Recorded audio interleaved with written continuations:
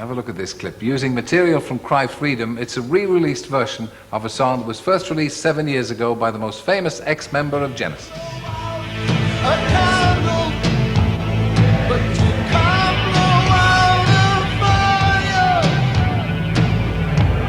Once the flame begin to catch, the wind will blow it higher. Oh, Biko, Biko, because Biko.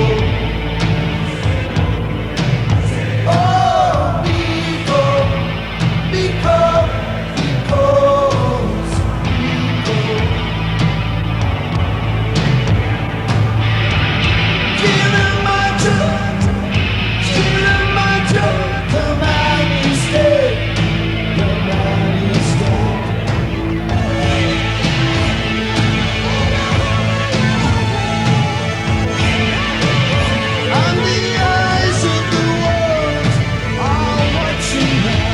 Our movement seeks to avoid violence.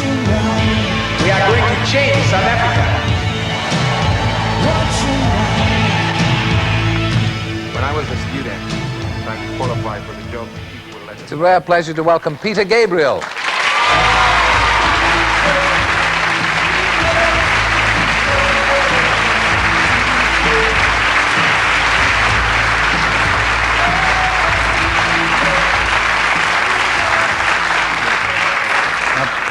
Peter, I don't flatter myself, came here to meet me. He came to meet again Donald and Wendy. You've met them before, haven't you?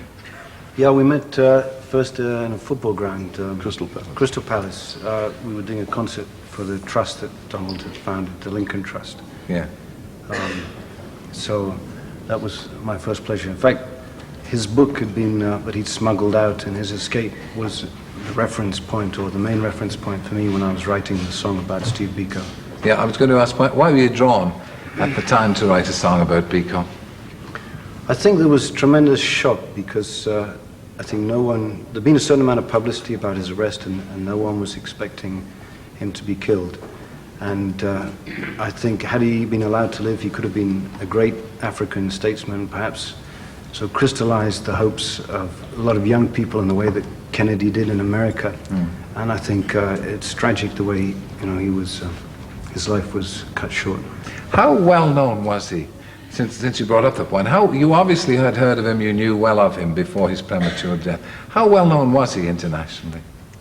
I don't think very well known internationally. I mean, I had a few friends that were sort of filling my ears with what was going on in South Africa, yeah.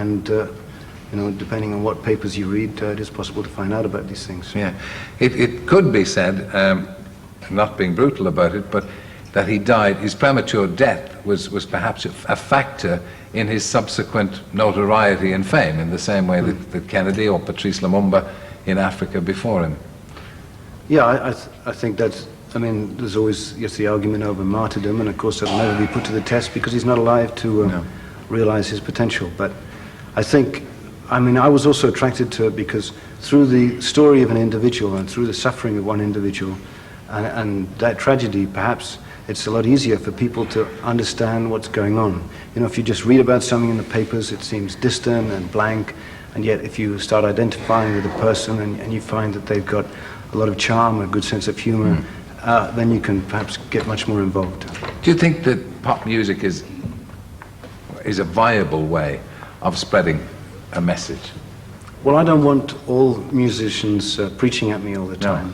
No. But I think I think it's really the first universal language. All around the world, young people listen to rock music. And to have that attention and that possibility for giving out information and not to use it, for anything other than saying, who you laid last night is, I think, a waste of time. Yeah, absolutely. But of course, you can be challenged on whether it's an abuse of your power as somebody that young people will follow to give them a political message. Not if you're being yourself and you're responding honestly. Yeah. Donald, what effect do you think the film will have? First of all, did your book change anything?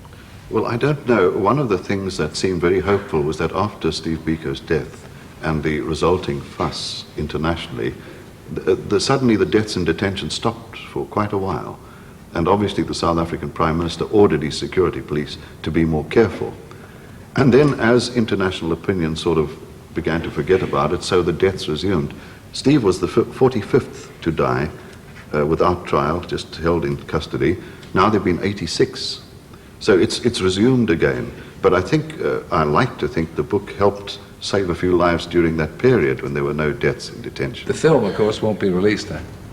Well, not right now, no, I don't think so, but ultimately I think so. The record, The Peter? record was banned, but I mean, a few copies were smuggled through. I just think if the information gets out there, then there are a lot of people, you know, maybe watching this program who have relatives out there, or people who are related to business people that are still involved in business transactions there. I mean, in little ways you can chip away, you can influence things. You don't think it will harden, this has to be our last question, you don't think it will harden the siege mentality of the South African government? I think it may do, but I think pressure at a certain point will mean that change appears to them to be inevitable too. Yeah. It doesn't matter if it hardens it. It might even be a positive thing because it's got to resolve the thing somehow. Whether they harden or soften, they've got to go. I mean, just for four-fifths of a population to have no real say in what happens to them, you know, in this day is outrageous. Well, it's been a great pleasure to see you, Peter. Thank you for coming, Joyce. Thank you. See a bit of the video. I'm Donald.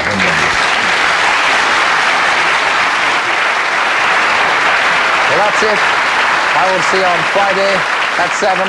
I hope you'll have your checkbooks at the ready. We've got a big amount of money to raise for children in need. Thank you. Bye-bye.